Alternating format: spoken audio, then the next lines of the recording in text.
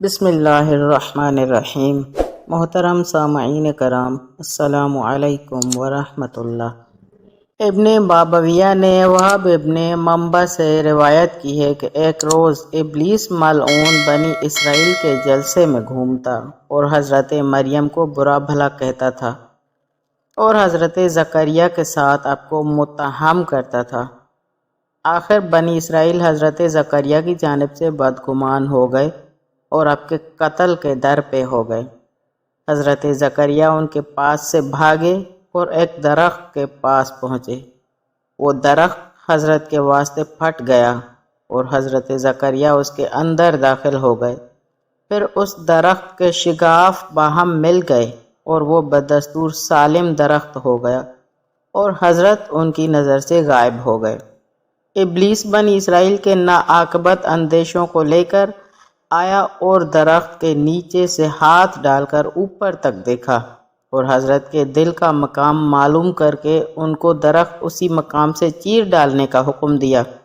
ان لوگوں نے آرے سے حضرت کو درخت سمیت 2 ٹکڑے کر ڈالا اور اسی حال میں چھوڑ کر واپس چلے گئے اور ابلیس غائب ہو گیا، پھر ان کے سامنے نہ آیا اور حضرت کو آرے سے چیر ڈالنے کی کوئی تکلیف نہ ہوئی۔ خدا نے فرشتوں کو بھیجا جنہوں نے آپ کو غسل دیا اور 3 روز برابر آپ پر نماز پڑھتے رہے۔ اس کے بعد آپ کو دفن کیا۔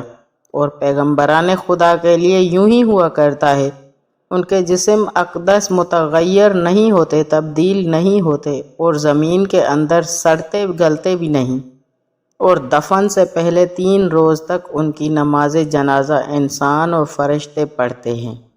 اس کے بعد حضرت یحییٰ جو کہ حضرت زکریا کا بیٹا ہے، اس کے بارے میں رسول خدا سے منقول ہے کہ حضرت یحییٰ علیہ السلام کا زہد اس درجہ بڑا ہوا تھا کہ ایک روز بیت المقدس میں آئے اور راہبوں اور عالموں کو دیکھا کہ اون کے کپڑے پہنے ہوئے ہیں اور بالوں کی ٹوپیاں سر پر رکھے ہوئے ہیں، اپنی گردنوں میں زنجیریں ڈال کر مسجد کے ستونوں سے باندھے ہوئے ہیں۔ اپنی مادر گرامی کے پاس آ کر عرض کی کہ میرے واسطے بھی ایسا ہی لباس بنا دیجئے تاکہ بیت المقدس میں جا کر خدا کی عبادت زاہدوں اور راہبوں کے ساتھ کروں۔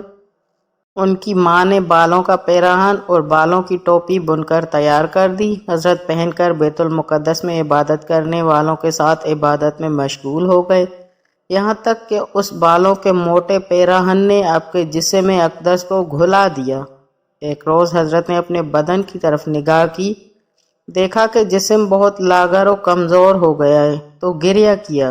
تو خطاب رب العزت ہوا کہ اے یحییٰ، کیا بدن کی کمزوری پر روتے ہو؟ اپنی عزت و جلال کی قسم کھا کر کہتا ہوں کہ اگر جہنم کو ایک بار دیکھ لو تو لوہے کا پیراہن پہن لو گے۔ یہ سن کر حضرت اس قدر روئے کہ آپ کے رخسار زخمی ہو گئے، یہاں تک کہ دندان مبارک دکھائی دینے لگے رخساروں سے۔ جب آپ کی ماں کو معلوم ہوا تو حضرت زکریا کو لے کر آپ کے پاس آئی اور بنی اسرائیل میں سے عبادت کرنے والے حضرت کے گرد جمع ہو گئے اور ان سے کہا کہ آپ کا چہرہ اس قدر زخمی ہو چکا ہے۔ حضرت یحییٰ نے فرمایا مجھے خبر نہیں۔ جناب زکریا نے کہا اے فرزند، اتنی مشقت کیوں کرتے ہو؟ میں نے خدا سے تمہارے پیدا ہونے کی دعا کی تھی اس لیے کہ تم میرے دل کی راحت و مسرت کا سبب بنو گے۔ حضرت یحییٰ نے عرض کی بابا جان، آپ ہی نے تو مجھے یہ حکم دیا ہے اور بتایا ہے کہ بہشت و دوزخ کے درمیان ایک گھاٹی ہے جس سے وہی لوگ پار ہو سکتے ہیں جو خوف خدا سے دنیا میں بہت روتے رہے ہوں۔ فرمایا ہاں، میں نے کہا تھا اے فرزند کہ کوشش کرو خدا کی بندگی میں گزارو۔ پھر ان کی ماں نے کہا اے فرزند، کیا میں تمہارے لیے 2 نمدے کے ٹکڑے بنا دوں کہ تم اپنے رخساروں پر رکھو جس سے تمہارے دانت چھپ جائیں اور تمہارے آنسو کو بھی وہ جذب کر لیں؟ عرض کی آپ کو اختیار ہے۔ تو ان کی ماں نے 2 ٹکڑے بنا دیے اور ان کے گالوں پر رکھ دیا۔ تھوڑی دیر میں وہ نمدے ان کے آنسو سے تر ہو گئے کہ نچوڑنے سے ان کی انگلیوں سے جاری ہو گئے۔ ایک دفعہ حضرت زکریا اپنی قوم میں تبلیغ خدا کر رہے تھے اور جنت اور جہنم کا ذکر کر رہے تھے۔ وہاں پر حضرت یحییٰ علیہ السلام بھی چھپ کر آ کر بیٹھ گئے۔ حضرت زکریا نے اپنے بیٹے کو نہیں دیکھا۔ جب جہنم کا ذکر آیا کہ حضرت زکریا نے کہا کہ جبرائیل امین نے مجھے خبر دی ہے کہ حق تعالیٰ فرماتا ہے کہ جہنم میں ایک پہاڑ ہے جس کو سکران کہتے ہیں، اور اس پہاڑ کے نیچے ایک وادی ہے جس کو غضبان کہتے ہیں۔ اس میں آگ کے بہت سے صندوق ہیں، ان صندوقوں میں آگ کے بہت سے چھوٹے صندوق ہیں، اور آگ کے لباس اور طوق و زنجیر ہیں۔ جب حضرت یحییٰ نے یہ سنا، سر اٹھایا اور فریاد کی، واہ غفلتا، کس قدر ہم غافل ہیں، اور اٹھے اور دیوانہ وار بیابان کی جانب متوجہ ہوئے۔ تو زکریا علیہ السلام مجلس سے اٹھ کر مادر یحییٰ کے پاس گئے اور کہا کہ یحییٰ کو تلاش کرو، مجھے خوف ہے کہ اب تو اس کی موت کے بعد ہی تم اس کو دیکھو گی۔ ان کی ماں ان کی تلاش میں نکلی اور بنی اسرائیل کی ایک جماعت کے پاس پہنچی۔ ان لوگوں نے پوچھا، آپ کہاں جاتی ہیں؟ کہا، اپنے فرزند یحییٰ کی تلاش میں کہ اس نے جہنم کی آگ کا تذکرہ سن لیا ہے اور خوف سے صحرا کی جانب نکل گیا ہے۔ پھر صحرا کی جانب متوجہ ہوئے اور ایک چرواہے سے ملاقات ہوئی۔ اس سے پوچھا کہ ان حلیے اور علامتوں کا کوئی جوان دیکھا ہے؟ اس نے کہا، ہاں، شاید یحییٰ کو تلاش کرتی ہو۔ فرمایا، ہاں۔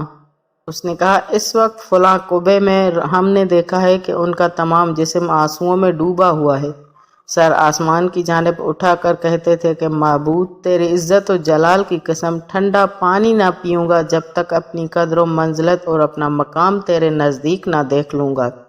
آپ کی والدہ یہ سن کر آپ کے پاس پہنچی۔